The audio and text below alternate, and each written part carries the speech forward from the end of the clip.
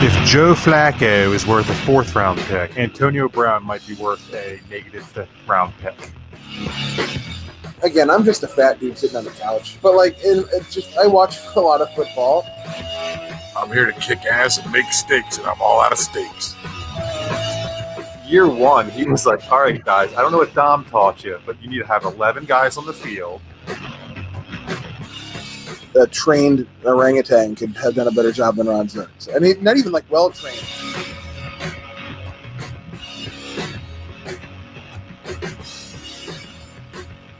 Welcome, Packers fans, to episode 232 of the Titletown Sound podcast. Gentlemen, this is the podcast for fans of the Green Bay Packers and fans of J&O. That's right. It is National J.O. Day. So if you know someone, Chris, yeah, did you read that right?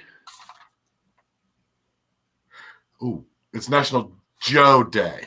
That makes more sense. Yeah, for people named Joe, National Joe Day. And now, my puns are way off. I have to change them. Now for a man who's no average Joe, James Corsmo. James, how you doing? I mean, that's true. I mean, I think average is 4 times a week. I'm more of a 12 or 13. I mean, I'm good. How are you? I don't have a good Joe pun for my other co-host, but it's Kevin Christofko. Kevin, how you doing? Pretty good. So good. I'm excited to announce is that BeLive, the vendor that we use to do live video, it looks like they got their comments working again. They weren't working last week. And again, we're on YouTube Live. If you usually listen to us on the podcast form, you can get us on video. I don't know why you would want that. We certainly on. James is now attacking the camera. So you get to see stuff like this. You just got an IMAX view of James's face if you were watching this.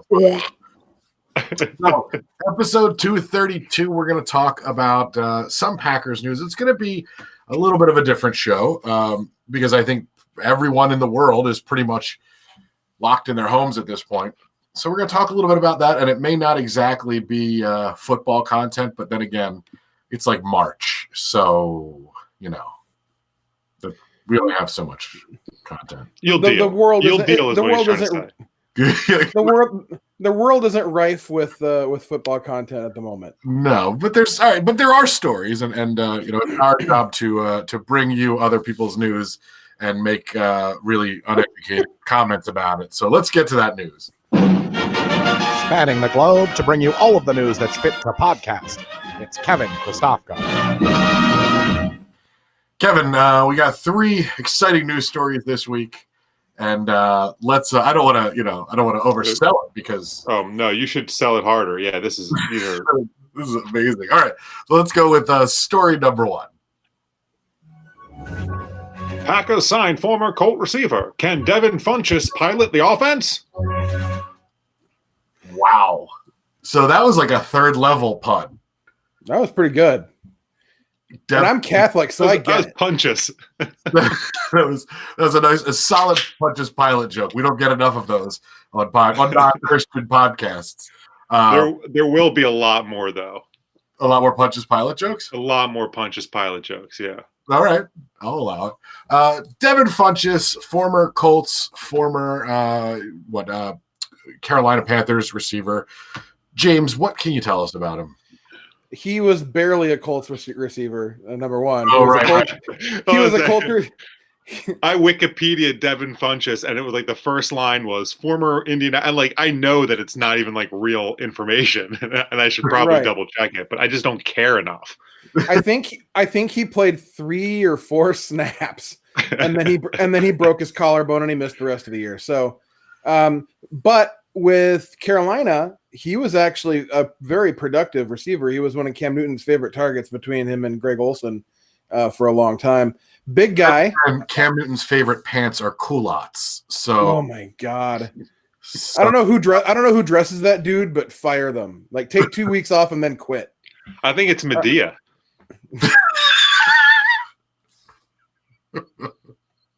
I'm going to leave that one alone. Because the outfit.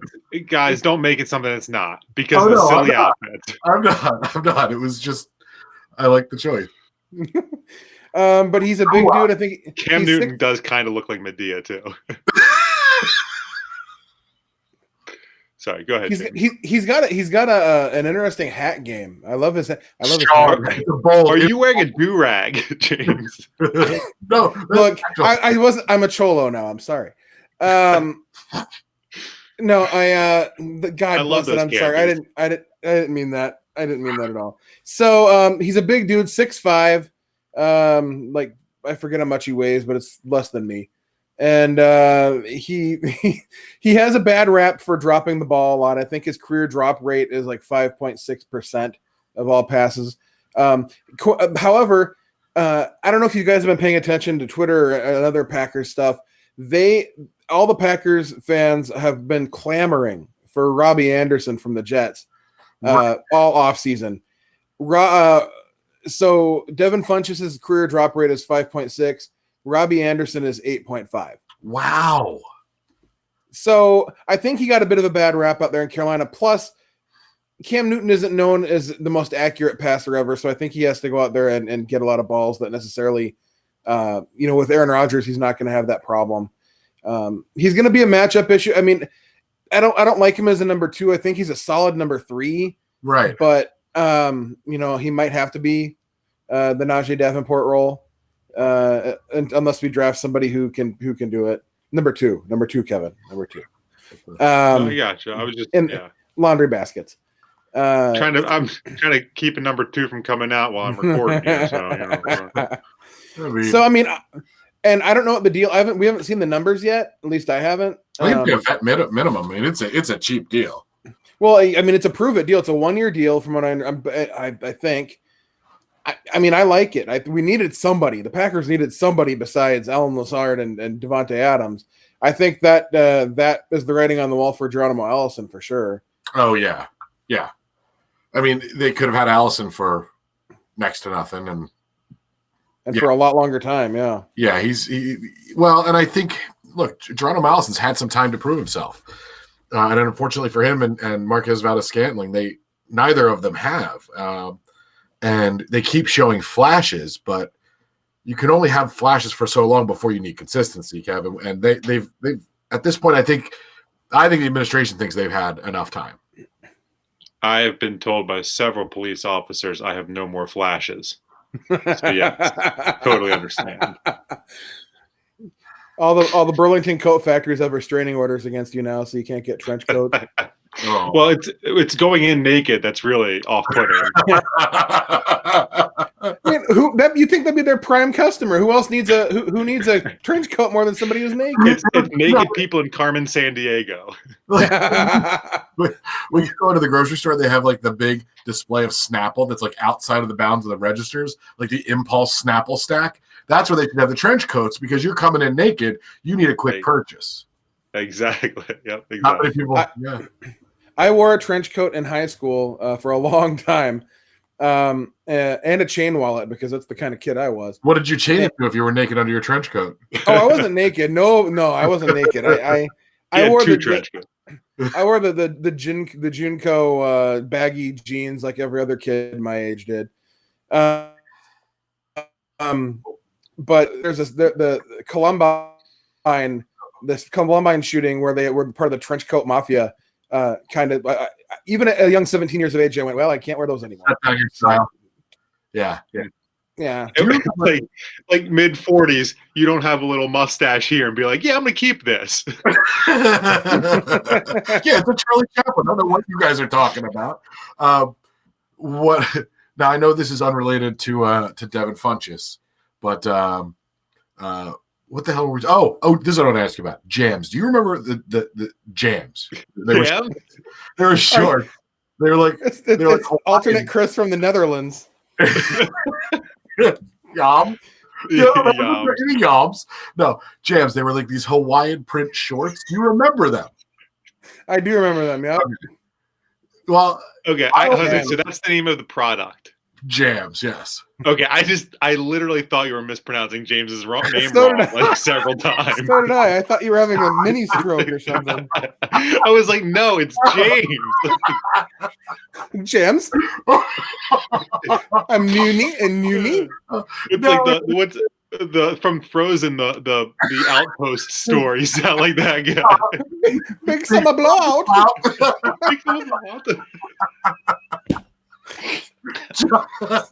Now we now owe Disney $6,000. I'm just imagining. Oh, okay. I'm sorry.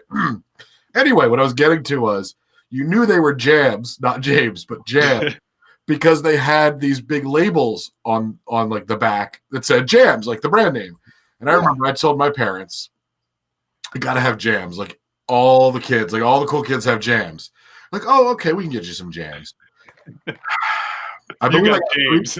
I got James. Yes, like knockoff, and it was like you'd be better off walking to the community pool bare-assed than wearing knockoff Jams, like because it was so obvious. And then I got one pair of Jams, but the problem is Jams are so unique. You need more than one pair. It was pathetic. It really was. It's like wearing a pair of like 4-striped Adidas. Like just not right. Something to Now, if you're wondering how we got from Devin Funchess to early 90s, late 80s shorts fashion, I can't really explain that.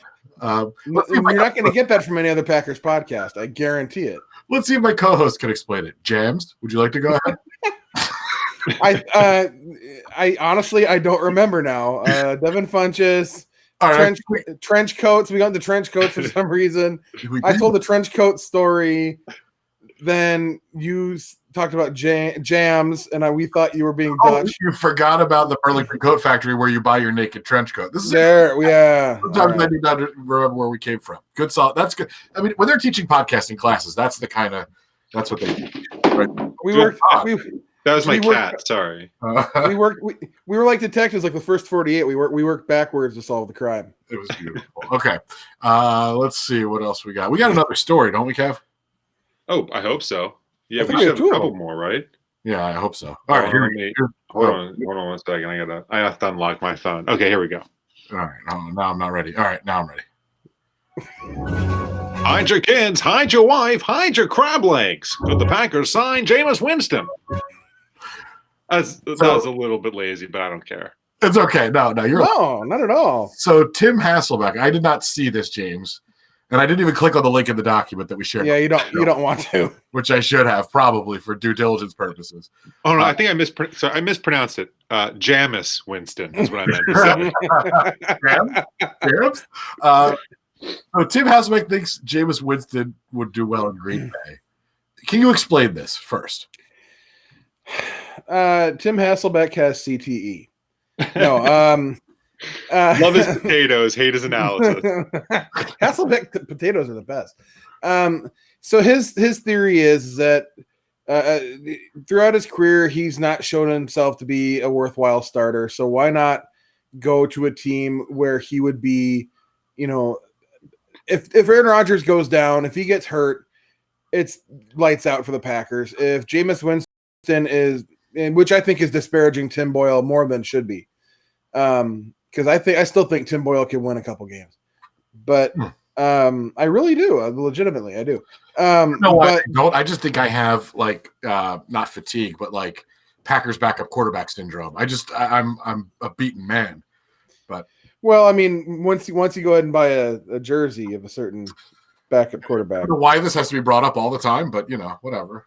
Fine. Because you did. Is this the curse of Taysom Hill? Oh, no. Thank you. It's about time. Kevin, where's yours? It's actually, it's in the car. What is it called? My Wowie? Is that what it's called? Wow. Yowie? I look like Prison Mike, but like no, Mike went to juvie. Like he didn't even go to real prison. You look like Michael. It's like you're in the jail underneath the stadium because you scalped tickets or something. It's awful. No, so you imagine you have Jameis Winston coming in. He starts half the season. What's going to happen? And I mean, yes, he'd be better than Deshaun Kaiser was. He'd be better than Brett Hundley was, maybe. But 30 touchdowns looks great, and then you look at 30 interceptions.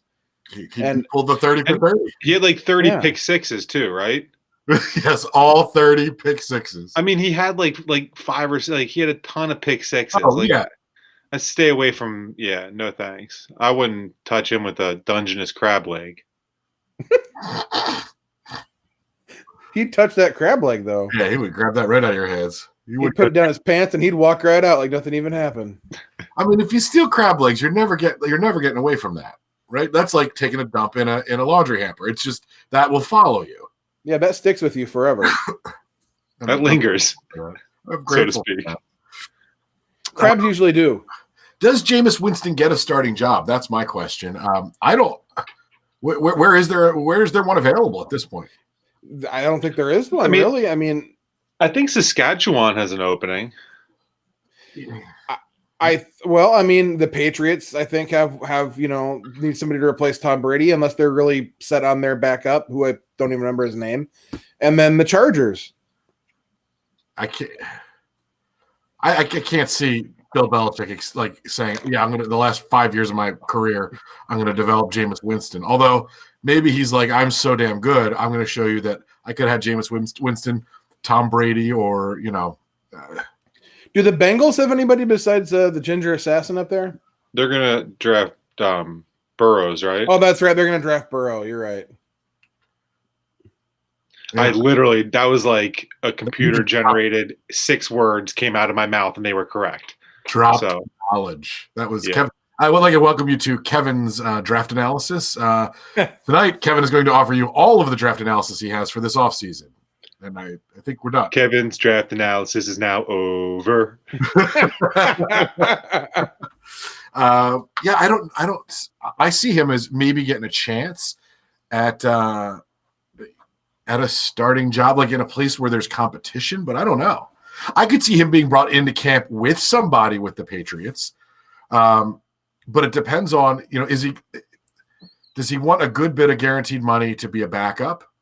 Or does he want to take a shot on a contract where he might not have a roster spot to compete for a starting job? That may be what it comes down to. Am I making this up? I'm creating this in my head, but is this correct? Yeah, no, I think you're right. I mean, his options at this point are almost gone. Like he needs to, the first team that's willing to pay him any amount of money, he needs to just be like, okay. Right. I mean, there's nothing else out there for him. Yeah, that's how it feels for me. I don't know where else do you end up as Jameis Winston? But San Diego would be nice, though, Kev. Lots of seafood out there. Plentiful. Sure, but no football team. It's a good point. Yeah, that's a good point. I mean, maybe they get an XFL team next year. I mean, do you think he's like asking his agent to call Seattle and be like, I'll return kicks, like whatever you need. He's like, I want an apartment near the Sea Market, and we'll be good to go. How close is Baltimore to the Chesapeake Bay? Because I'll back anybody up. I don't. Aren't crabs kind of Baltimore's thing? Like that's what. Yeah, but not the kind of crab legs you would like. You wouldn't just buy blue crab legs. You would buy the whole blue crab. I see. I don't know. Yeah. Okay. I think Winston stole like king crab legs or something. A little bit more West Coast bougie. Yeah, more Bering Sea rather than Big Bay. All right, we got our third story ready. Ready? That's a stretch, but we do in fact have our third story. All right, here we go. The draft is on. I can't wait to watch analysis by guys with video quality worse than this YouTube live broadcast. That was fantastic. So, what's going to happen for the draft? The NFL. Well, let's take this in 2 parts. First, we'll talk about the fact that the draft is going to happen on the scheduled dates. From what I understand, even the format is going to remain the same. Is that right, James? From what I understand, I haven't read too deep into it, to be honest with you, because it's just so dumb to me. But yes, okay. They're gonna make an announcement and taxi each person from their house to the stage and wait until they make that taxi before announcing the next draft pick. And then that draft pick and Roger Goodell will stand 6 feet apart and like do air hugs. Toss the jersey to him. So they decided to hold the draft on time. James, let's take that first. What do you think about that? I think I wouldn't bother me so much. It wouldn't irritate me as much if there weren't so many owners and GMs that had asked him to move it. From what I understand, there were quite a few. There was more than a couple. There was a lot that went to Goodell and said, "Hey, look, with this, with the virus and the social distancing and the whatever, how about we just postpone it a month? Is it really going to be a big deal if we do it in May instead of?" Okay. Go ahead. No, go ahead. Because I've got a little bit of a counterpoint for that. I understand that point. I don't think that you're necessarily wrong, but here's where I think we're going to be if we put that out a month. We're going to be in a place where the public says this is not a time for something like an NFL draft. Like, I think it's going to get that bad for quite some time before it gets better. Possibly, yeah. I think the fear is if the NFL pushes it off a month, they may end up having to push it off altogether. So I get why they're having the draft. Kev, what do you think about having it now or pushing it off? What would you have preferred?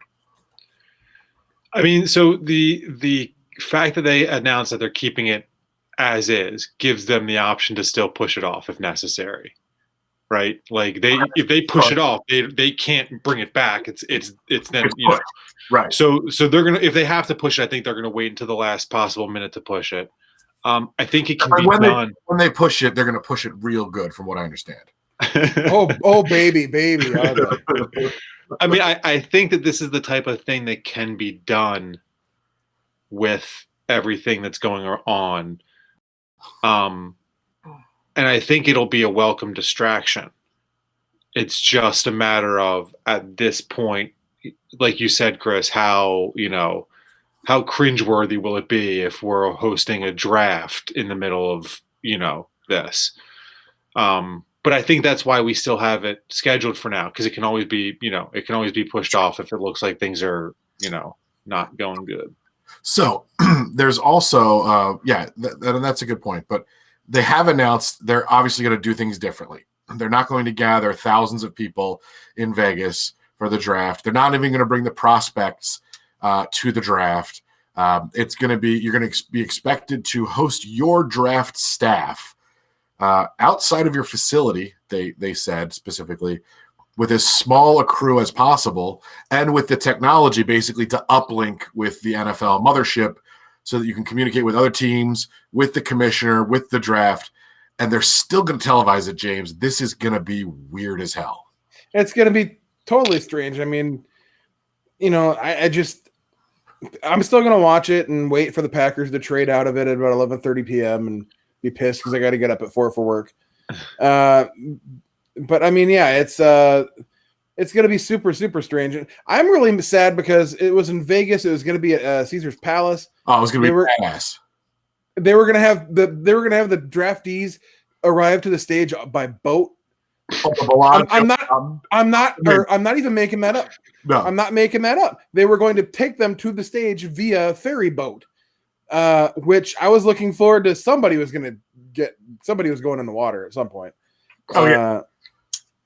And it's not going to happen now, and that's a bummer. Yeah, I agree with you. I think, Kevin, it's going to be very strange because you're going to have cameras in all of the draft rooms. How many people are going to be in there? Like Gutekunst and Russ Ball, and everybody else will be on the phone. I think it's going to be a really interesting. It's going to be just interesting to watch the spectacle of it, even though it's kind of the opposite of spectacle. Yeah, I feel like it's going to be like when you were in school and you'd watch like a rocket ship launch or something into outer space, and the launch was at like 9:10 and they put on the screen at like 8:45, and like the first like 25 minutes you just like look inside of a control room and it's just like people sitting there like beep, boop, beep. It's like, okay, this isn't that cool. But then every once in a while, obviously then like the rocket launches and it's cool. So like I feel like it's going to be a lot of like just filler. I mean, the draft is a lot of filler. Like it has to. I bet you it'll move more quickly because half the time they're doing all the analysis and they're doing the interviews and they're breaking it down and then they're 4 picks behind. I remember we were at the draft; they were literally 4 picks behind, and they revealed all the picks while we were there. It was very strange. Yeah. That's always been a pet peeve of mine about the draft.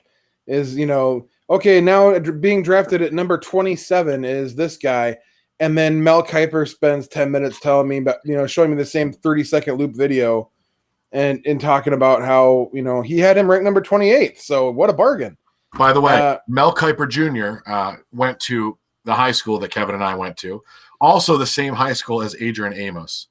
And I've now reached out to Adrian Amos's agent on every form of social media, begging her. I figure the man's locked in his own damn house. Did you woof her?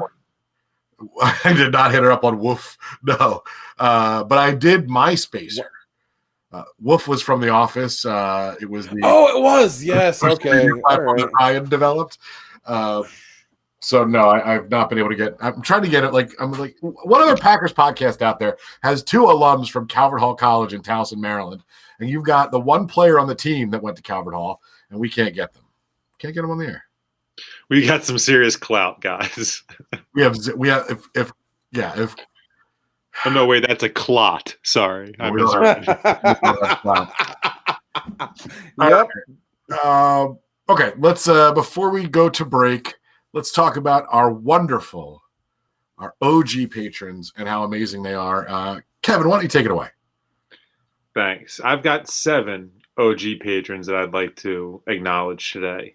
They are Joe Neer, Joe Hicks, Joe Meadsong, Joe Schur, Joe Korsmo, Joe Augustine, and finally, J.O. Hamblin. Thanks, everybody.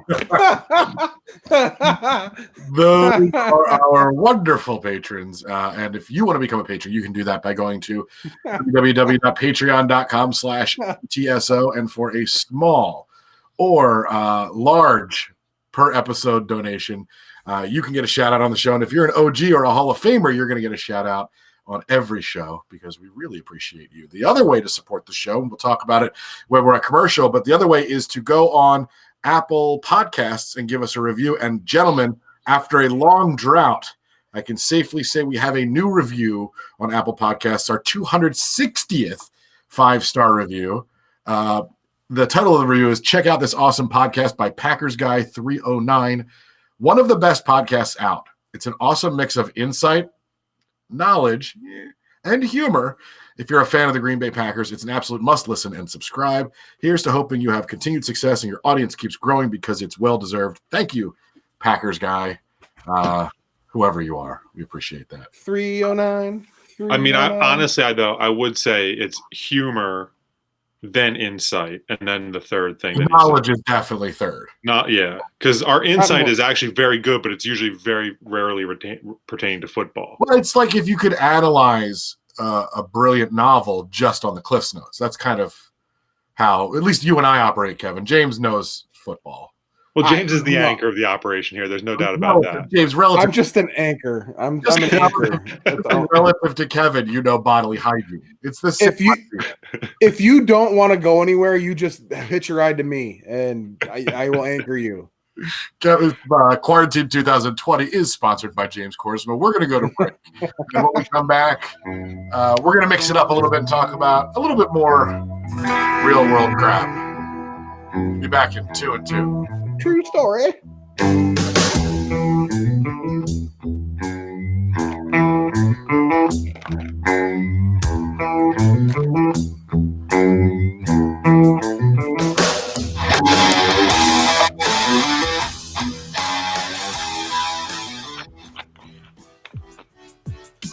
Did you know that you can help support our show financially without any additional cost to you?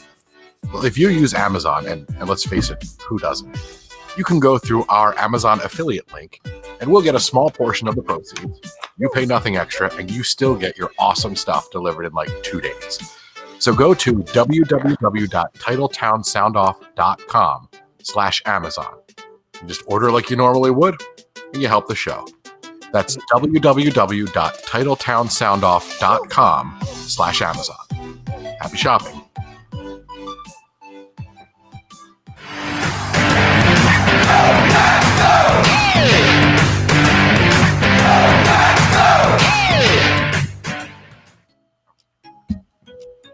If you would like to support the show and help others find it, give us a review and a rating. Go to Apple Podcasts and write something nice and give us 5 stars. Thanks.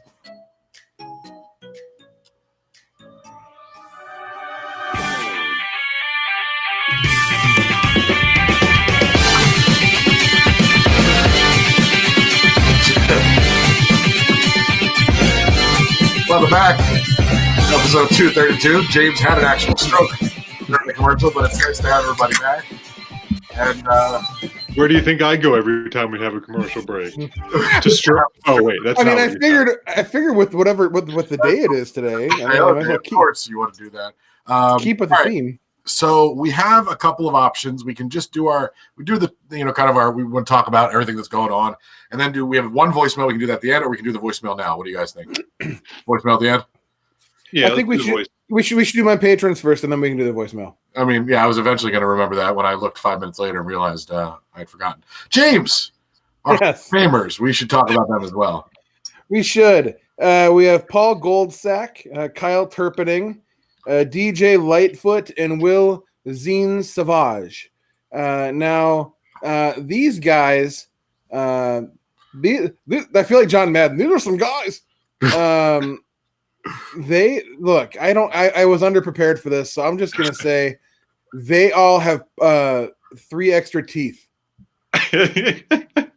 What? Why is that a good thing? Like, that doesn't seem like it's necessarily a great thing. Like, if they're on their forehead, they're in their mouth, and they're so much more efficient at chewing than the average person.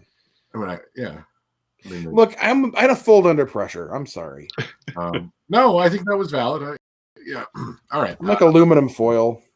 So the Green Bay Packers announced today, and I forget the date. I believe it's April 24th. Will be the earliest that Lambeau Field will open back up, and the Titletown District and all that stuff.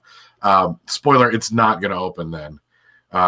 This is going to get bad before it gets better. And I want to talk about it today because, look, I live a soft life. You know, I live in the suburbs in my nice house on a dead end street, and the worst crime we've had. Dead end job. The worst crime we've had in the neighborhood is somebody broke into cars, but they didn't really break into cars because they only stole from cars that were left open overnight. So, like, I know that my existence out here is soft and cushy, but man, I went out to the grocery store yesterday, mainly because my children consume milk faster than a newborn calf. So they're like, whatever you get 3 gallons of milk. That will probably last us 3 days. And we were trying not to go out too much. And I got to the grocery store.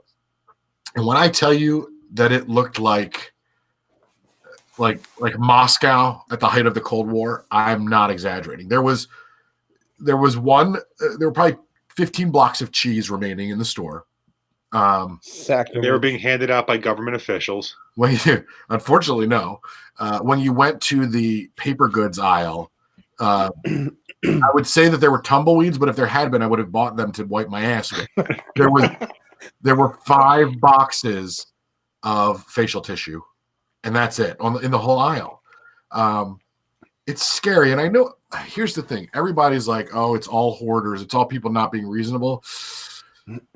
I get it, though. Like, this thing's getting scary, and I don't want to leave my house more than I have to. So I don't think it's all people just being greedy a-holes. I think there's legitimate fear. I mean, and Chris, like, another thing too, like, for you, for me at least, when I buy tuna at my weekly grocery shopping, I buy 15 cans of tuna. Right. Because that lasts me a week, so like, or 2 weeks. Right. So yeah, when I go to the grocery store and I'm not buying 15 cans of tuna to hoard it. It's because that's like, I'm just buying what I normally buy. But that's a lot of tuna. Well, I mean, I'm exaggerating a little bit, but I make tuna salad probably 4 times a week. I love tuna. I use at least 8 cans of tuna. I do. I enjoy tuna, and it's so easy to make. But I don't get it often. Do you? Not to get too off the topic, but do you add anything other than mayonnaise? Like yeah. Let me make. Okay, real quick. Here is Kevin's tuna salad recipe. It's delicious. Wait. Let's keep it on topic. So let's call it Kevin's quarantine tuna salad recipe. All right. Okay. Here we go. Quarantuna. Nice. I like it. This is Bill Parcells approved, guys. Right. There's the football part of it, everybody. So don't say we didn't talk about football. All right. So what you do is you take your tuna, right? You drain it, obviously. You want to put like about a half a teaspoon of mayonnaise. You don't want a lot. And you want about equal parts mustard. Okay. Okay. Next thing you want to do is you want about a half a tablespoon of pickle juice, dill pickle juice. Nice. Instead of celery, you're going to want to cut up a pickle slice and dice that up and put that in there. Celery salt, onion powder, garlic powder. Like we're talking salt. a dash of each. Yeah, sprinkles. And then if you have Old Bay, a sprinkle of Old Bay as well. That's a little bit more regional here, so you might not. But you whip that up; it's delicious. I'm sorry. What is that? What's that seasoning you talked about? Old Bay. Oh, Old Bay. Old Bay, hon. Yeah. Well, we get down the ocean, hon. They put on everything down the ocean, on the Thrasher's French fries. Oh yeah, put them on them potatoes. All right. So anyway, back to the apocalypse and the pandemic. Are grocery stores like that for you guys as well? And I know it's getting more widespread. So I haven't been to a grocery store in a couple days. I went probably 3 or 4 days ago. The kids wanted tacos, which because I'm raising them right, Of course. and Was it Tuesday? I think it was actually Tuesday. Then it's their birthright. Yeah. Right. Now I have one. My youngest son is not huge into meat for protein. He'll eat chicken sometimes, but he's just not. He loves black beans. Both my kids do, but like primarily that's all he'll put in his tacos. I bet you that's a pleasant ride home after being in the car. Yeah, well, I'm just happy he eats because sometimes it's scary. Anyway, so I go to we didn't have any. So I go to the grocery store, and I knew that things were kind of wonky out there. Right. But in my brain, I'm like, I live in I don't want to get all whatever, but like the whitest area you can possibly live in. What are the chances that my local grocery store won't have black beans? They didn't have black beans. The aisle was empty. Yeah, the canned food aisle was completely bare. If it's canned and like stomachable, like the only thing that's not being purchased is like Clamato juice. Everything else is being like Spam. People are like, F it, I'll eat Spam. I don't care. I looked for Spam just because I thought there's no way that sold out. Gone. Yeah. That's not because of an influx of Hawaiians into your community either. I wish it was. That'd make things so much more fun. My new neighbor, Mr. Victorino. Yeah, shout out to Shane Victorino. There was no cheese, just like you, right. And in Wisconsin, that's like that. That's when you know you can lose your license. You can lose. Yeah, that's when you know that like that's the canary in the coal mine when there's no cheese. The cow in the back is like, oh, you're gonna have to give me a minute. That's bad. So like there was no macaroni and cheese, no pastas, no soups. I don't know who Suede Knight is, but it's absolutely true. It was incredibly off-putting to be in a store that I've been in. Right, I've been in there hundreds of times, and I've never seen it like that before, and I was just like dumbfounded by it.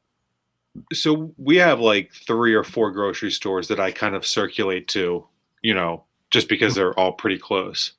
And like the first time when they shut down schools and that caused a run of the grocery stores, like I was like, okay, I get it. Like, that makes sense, right? But as more and more time passes and the grocery store remains empty, that's the thing that's scary to me. Right. Because the supply chain's not going to get better. You're not going to have less people sick. Now, I mean, also to be honest with you, like I went to Aldi today and they were well stocked compared to the other grocery stores in the area. And like the reason I don't go to Aldi is because the lines are slow and it's just a small our Aldi is a small grocery store and I just don't love that. But like I get it. I mean, I go there normally, just not when space is ideal. Did you see? I think there's an Onion article. Pandemic inspires Aldi to open second register. It's funny because it's true. It's absolutely true. I love Aldi, man. I wish I lived in an Aldi. Today at Aldi, I had to relinquish my spot in line because the person behind me didn't understand 6 feet and was like all up in my grill. And I was like, I'm getting out of here. So I just like walked behind them and let them just take my spot in line. Oh, wow. So we were mentioning what we're stocking up, and I get it now, especially after seeing the grocery store. Like, what if things get really bad and you want to stay in your house as much as possible? So we're doing grocery delivery for the next one. But something that reminded me this week, we had pork chops. Apparently my daughter Charlotte doesn't eat pork anymore because she thinks pigs are so cute.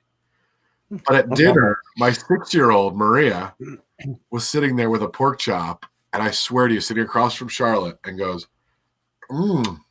Peppa tastes delicious. First of all, somebody should eat Peppa because that little kid's an asshole. Oh God! Sorry. I'm not bleeping it. It's a quarantine show. There's rules. My bad. I apologize, guys. I didn't mean that. That little pig is what we to prison is what it should do. That little pig is the pig equivalent of Caillou. Oh God, Caillou. Triggered. I am now triggered. All right. So, look, and we're not scientists. We barely graduated college. But this is not going to get better in the next couple weeks. We are now look, China didn't report all its cases, but we now have more reported cases in China. It's getting scary. And I know what people are going to say, this thing doesn't kill most people. Yeah, it doesn't. But like Kevin and I have a grandmother right now who cannot leave her house and no one can come in. Everything that goes in the house gets dropped on the porch. 2, actually. Oh yeah. Because you've got 2 100-year-old grandmothers and they can't leave their house, because this for somebody in their condition is really bad. And it's worse than people that are younger. Go ahead, Kev. Even Papa K, he's holed up by himself. Oh, right. He's an old man, so I taught him how to FaceTime with his forehead. So that's good.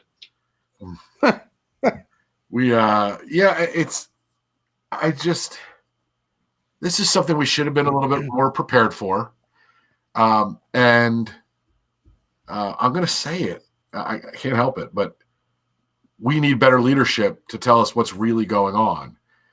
Because now we have some states like Pennsylvania, New Jersey, New York that have really, strong restrictions about what you can and cannot do. And then you got others like Mississippi's governor today basically put out an executive order that said, don't listen to your localities telling you to stay home. Go out and do whatever the hell you want.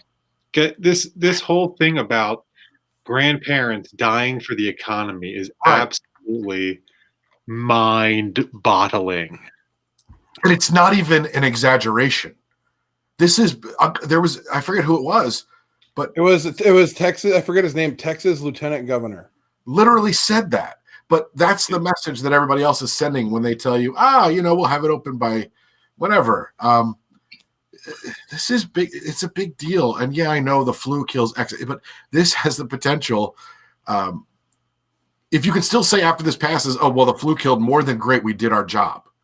That's the thing. That's why we don't remember these other potential pandemics, because we did our job and we stopped them, or they weren't as bad as we thought they were going to be. Remember how bad Ebola was going to be, and then we put containment in place and we contained it. How bad H1N1 was going to be, but it's just scary. It's scary what I don't know. It's just, and James, you're dealing with it from another side. You still have to go to work. Yeah, I'm for the first time in my whole entire life, I'm essential for something. It's flattering, and also so I work in public safety. And crossing guard. And just to clarify, I work in pubic safety. You hand out the cream. So no. Clarify, I work at Publix. Not, but so so Wisconsin is under a shelter. It's safer home. What's it called? Safer at home or something like that. It's not like a full blown. You have to stay at home. It's not like New York or wherever where they're saying no, or California where nobody can be out of their house. It's basically like, look, stay the hell at home. However, I can't. I have to go to work. And I work in an enclosed building with roughly, 15 other people or 16 other people breathing recirculated air. All it's going to take is for one person to get it, Right. and one person's going to get it, and they're not going to know they have it because you don't know you have it for 2 weeks, and they're going to bring it to work, and it's going to be bad. So yeah, I'm terrified. I have a relative who, it's basically, we've been told if he gets this, it's not gonna end well. Yeah. So for me on a personal, like I try not to get down. I try not to be like, oh, this sucks, I'm essential, I got to go to work, because I look at all the people who lost their jobs. The unemployment skyrocketed this week. So I'm lucky. I still get paid. I still get to support my family. So I look at it that way. But just, I guess if I can, just one last thing before I get off the soapbox. Stay at home, guys. Seriously, if you're friends with me on Facebook, you'll see the rant that I wrote. Just stay at home. It's not worth it. It's not. Don't be that person. Number one. Number two, if you know somebody that needs attention, if you know somebody that's immunocompromised, or you know somebody that can't leave their home, figure out a way to help them. Get them the help they need. Send them food. Send them money. We gotta pull through this. We gotta stick through this together, because we're all we got. And now I'm gonna step down and go back to fart jokes. Did you see? Because I'm gonna segue us into a little levity. That Lionel Richie, in the ultimate attempt to become relevant again, proposed that they get together again and sing "We Are the World." Couple problems, Lionel. A, like, major stars are dead. B, you're really not supposed to gather in a big group to sing for this. I know what we should do. We should have a bunch of celebrities iPhone video themselves singing Imagine. I think that might help. No, they should get together, all of them, and sing Alanis Morissette's "Isn't It Ironic?" Oh, that's good. That's good. Black fly in your Chardonnay. Would it also be another level of irony that would be the only ironic thing about that song? James, that was like Aaron Neville and Jesus. That was amazing. First of all, I do 3 impressions adequately, and one of them is Aaron Neville. So, yes. I don't know much. That's all I got. Stay at home. That's Aaron Neville with a PSA. I thought Aaron Neville was a soccer player. There might have been at one point, but no. Aaron Neville. No, but yeah, I there might have been. I'm going to Google that while you guys talk. So yeah, that was his attempt. So yeah, it's scary, and we'll see how it affects. Obviously, the Olympics are now pushed back a year, which you can't bring people into a village, like a literal village of disease, and hope to get out without people. That was an interesting peeing match between Japan and the IOC on that one. To watch unfold. Yeah. Well, and there's theories that Japan has kept down their reporting of the disease because they didn't want to jeopardize the Olympics. This cost them a fortune. I get it, but man. All right, so we did have a voicemail this week, and I want to get the voicemail number for people who during the off season are bored. Look, you're all locked in your damn houses. Call our voicemail. It doesn't have to be about football, as this show, this episode told you. So if you call 920-445-TTSO, 920-445-TTSO, leave a voicemail. We will most likely play it on the show. Kevin, are you talking or are you just mouthing words? Mouthing words. Thanks. Making me think that the audio went out. All right, so I've got a voicemail. We have one this week. If you want to call for next week, it's almost, you can do it anytime. All right, so here is our voicemail for March 26th. Hello. Is Iron Sheik here to bring sanity to the masses? It's a difficult time we're living in. I am having the difficulty myself. My pizza was delivered. It's missing a topping. But it's still good, Bubba. And I'm still drunk. The COVID It's like when your promotion is being invaded by another promotion. It's like WCW invaded WWF. And what happened, Bubba? What happened when that happened? The WWF disposed of them. We will have the vaccines and the cure and the rubber plant all soon enough, Bubba. If it's not the USA, it will be the Japan or the Germany or the Canada or somebody will step up and nip this bitch in the butt. And we simply need to maintain a calm demeanor in this time of the crisis. In the meantime, I have personal message for the COVID-19. Okay. Oh boy. You're going all over the place. You're going all around the world. And you fucking up all of our shit. You are disruption. Red, we'll open the dictionary, look up word disruption, and there's a picture of your fuzzy looking ass. Here's the problem. You don't make the bullshit. We do that. You do not make the disruption in stupid ways. We do that. And we do it well, Bubba. We invented the streaking. We invented the vuvuzelas. We invented the Detroit Lions. We invented the Kylie Jenner. We make all of the bullshit, Bubba. And we do it well. We will make like the WWE did, and we will get the reinforcements for the fight, Bubba. We will get the other Guerreros. We will get the Perisadons. We will get the Nakamaras. We will get the great Japanese superstar, the AJ Styles. We will find what we need to make you yourself. We will ultimately raise our hands in victory to Vince McMahon at Survivor Series 2001. No, we will raise our hands like Iron Sheik when he beat Bob Backlund on December 26, 1983 for the WWF title. COVID, you take away my football, you take away my XFL, you take away the Vince McMahon, you take the Vince's nice suit, you take away the WrestleMania. I helped build the WrestleMania, you son of a... I make the Hulk Hogan. I make the Madison Square Garden. And you come along to butt it all. I will break you the old country way. I will put you in camera. I will break your back. I will break your fuzzy fucking neck. I will make you humble. I will kick you into the gutters with your mother.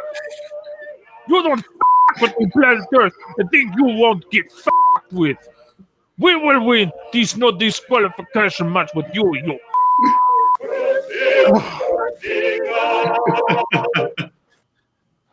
Oh my God! With an inspirational message. Did he do his own music? Oh, he did all of that. I don't take the Iron Sheik calls. He even has the courtesy to bleep himself, which makes my life so much easier. And he's a very artful bleeper. He knows what he's doing. Iron Sheik is so much more technically savvy than I was expecting him to be. Well, he's a 78-year-old Iranian. I figured he spends a lot of time in Djibouti, not much to do, so he's taking some adult education classes.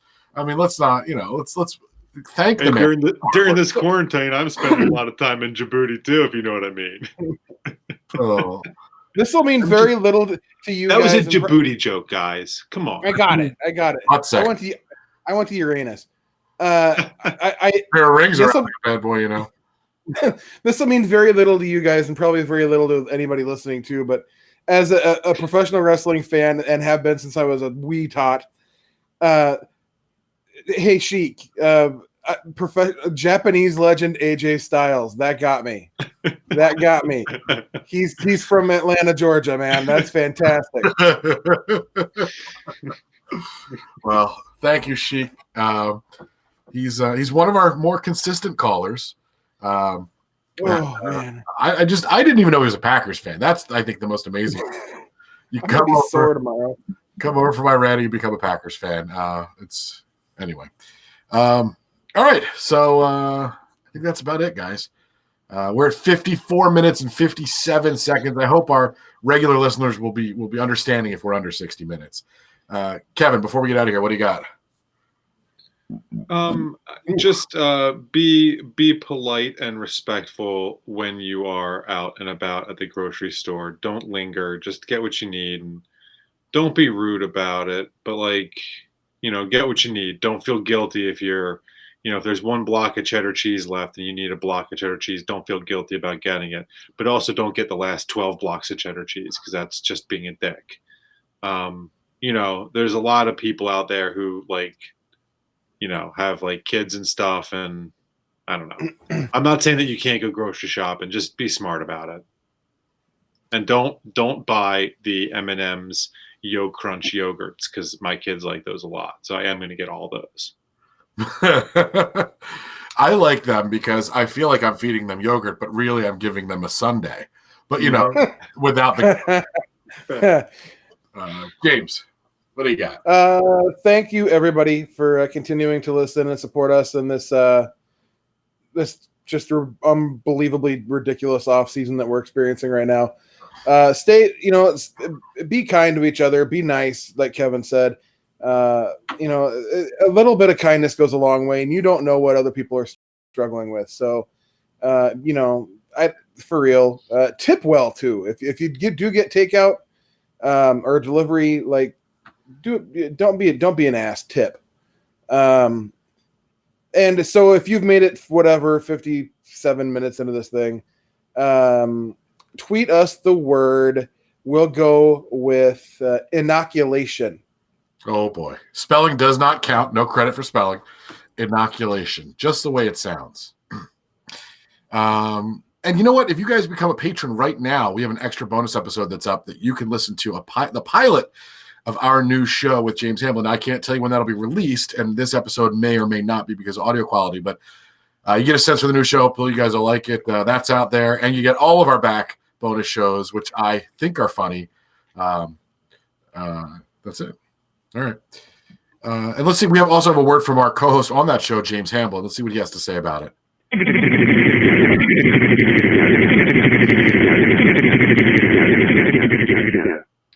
Thanks, James. Appreciate that. All right, we're going to get out of here. We'll be back next week with another episode of the Titletown Sound podcast. Stay safe, social distance. Who wants it to say physical distance? Physical challenge, double dare.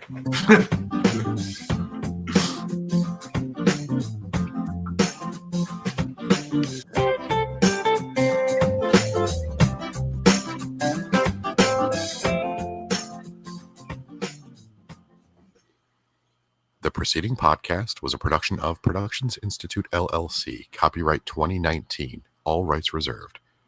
Don't steal our crap.